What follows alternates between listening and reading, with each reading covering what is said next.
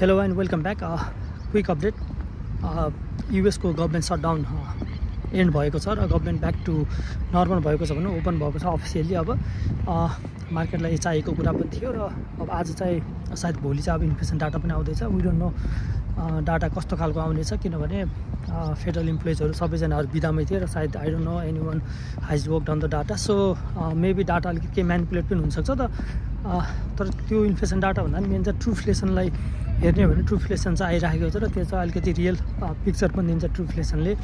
र योभन्दा बाहेक मेन कुरा चाहिँ फेडरल के अरे 12वटा फेडको चेयर जो छ गभर्नरहरू छ उनीहरू मध्येमा चाहिँ 7 जनाले चाहिँ 50 बेसिस पोइन्टको लागि रेट कटको कुरा गरेका छन्। So which is very bullish.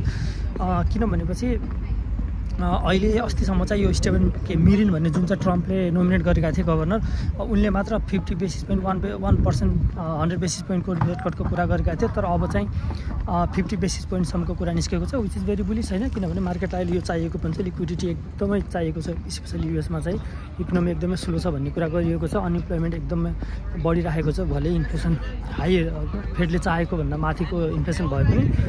So interesting time छ, हामीले वेट गर्नुपर्छ, हेर्ने पर्छ। सो बट स्टिल सायद अब अलिकति एक दुई महिना चाहिँ प्राइसमा भोलाटिलिटी पनि हुनसक्छ, तर गुड न्युजहरू पोजिटिभ न्युजहरू धेरै इन्फ्लो हुन चान्सेस धेरै छ। सो यसो वाच आउट गर्नुला।